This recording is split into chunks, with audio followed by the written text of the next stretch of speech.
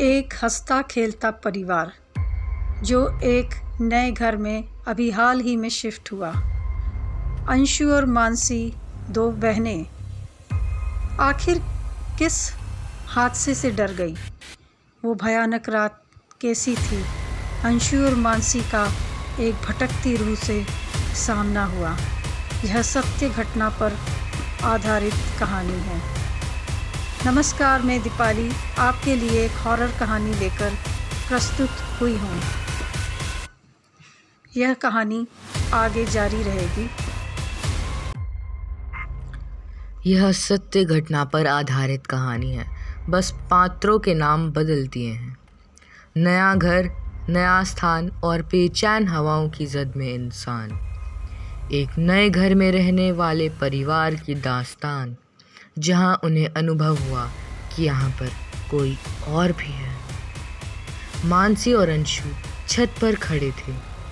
शाम का समय था। अभी नए घर में शिफ्ट हुए 2 महीने ही गुजरे थे। उनका छोटा भाई साइकिल चलाता हुआ दिखाई दे रहा था। 8 साल का सनी सड़क पर चक्कर लगाता हुआ चिल्ला रहा था, दीदी मुझे देखो। मानसी और अंशु, जो उससे उम्र में 3 और 4 साल बड़े थे, जब भी सनी घर के पास से गुजरता चिल्लाता हुआ निकलता, मानसी और अंशु दोनों खिलखिला कर हंसती।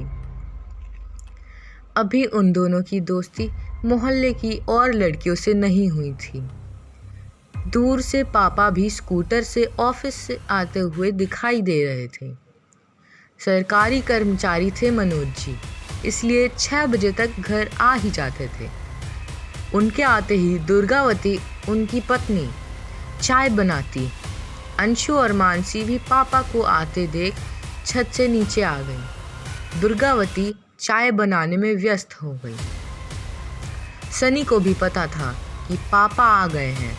उनका स्कूटर जो उसने देख लिया था, और उसे यह भी पता था कि मम्मी चाय के साथ ज़रूर कुछ गर्मा गर्म नाश्ता बनाएंगी। इसी लालच में सभी बच्चे जब पापा आते तब घर पहुंच ही जाते। इसी बहाने सभी लोग साथ में चाय नाश्ता करते।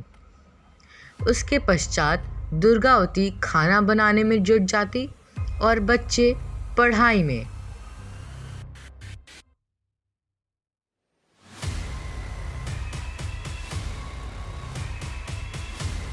अंशु और मानसी घर के कामों में थोड़ा बहुत हाथ बटा देती थी। 12 साल की अंशु और 11 साल की मानसी आपस में बहनें कम, सहेली ज़्यादा थी। दोनों की आपस में बनती थी। लड़ाई झगड़ा भी करता था, पर एक दूसरे के बिना रह भी न पाती थी।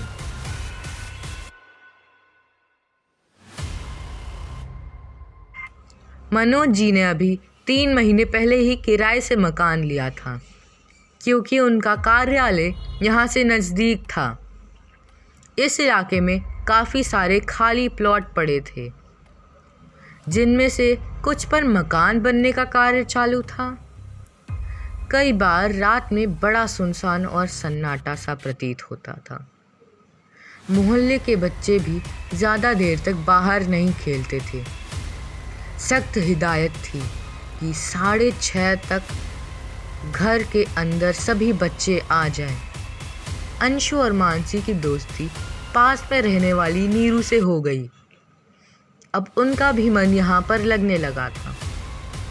शाम होते ही नीरू उनके यहाँ आ जाती और तीनों मिलकर खेलती।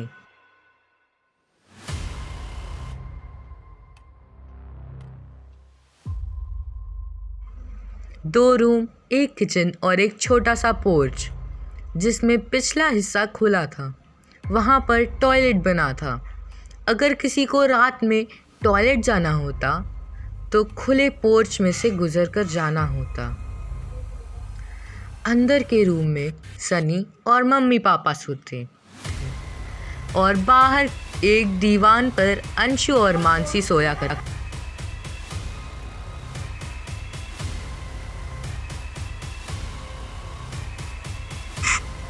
3 महीने तो गुजर चुके थे इस नए घर में। पर यह रात थोड़ी अलग थी। करीबन रात के 10 बजे तक सभी लोग सो जाया करते थे। अंशु का स्कूल का समय दोपहर 12 बजा और मानसी का स्कूल सुबह का था, तो तड़के 5:30 बजे उठना होता था और मनोज जी भी दफ्तर के लिए 8:30 तक निकल जाते थे। सनी का स्कूल दिन का था, इसलिए वह आराम से उठता था। अंशु और मानसी बाहर वाले कमरे में सो रही थी। अभी सोए हुए उन्हें 10 से 15 मिनट ही हुए होंगे। कमरों की लाइटें बंद थी। अचानक थोड़ी देर बाद चूड़ियों की खनकने की हल्की सी आवाज़ आने लगी। मानसी की नींद खुली पर आंखें बंद थीं। उसने सोचा मम्मी की करवट बदलने के कारण चूड़ियों की खनखन की आवाज़ आ रही होगी, पर चूड़ियों की आवाज़ ऐसे आ रही थी जैसे कमरे में कोई घूम रहा हो। आवाज़ पहले तेज़ होती, फिर धीरे हो जाती, जैसे कोई दूर से पास आ रहा हो, फिर पास से दूर जा रहा हो। अब तो मानसी की हालत ख़राब हो गई। पहले उसे लगा ऊपर पंखा चल रहा है, उसी में से कुछ आवाज़ आ रही है, पर जब उसे यह पता चला कि अभी तो ठंड के दिन है, मैंने रजाई ले रखी है और पंखा तो बंद है, मम्मी इतनी देर तक चूड़ियाँ क्यों खनखनाएंगी? यह सोचकर तो मानसी के रोंगटे खड़े हो गए। सांसें तेज चलने लगीं, पर कमरे में चूड़ियों की खनकने की आवाज़ और यह आभास कि कोई पास आ रहा है फिर दूर जा रहा है, इन सभी ने मानसी को भयभीत कर दिया। अब मानसी की परीक्षा की कड़ी थी। उसे ऐसा आभास हुआ जैसे कोई बिस्तर के पास ही खड़ा है और उसके कानों में चूड़ियों को खनका रहा है, और इतनी तेज़ चूड़ियों की खनकने की आवाज़ उसके कानों में पड़ रही थी जैसे कोई उसे जगाने की कोशिश कर रहा है।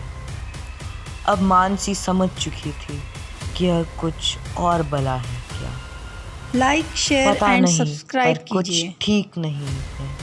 कौन है ये? क्या आगे ये की भूत कहानी की लिंक आगे या डिस्क्रिप्शन भूतनी बॉक्स है? में आपको मिल जाएगी।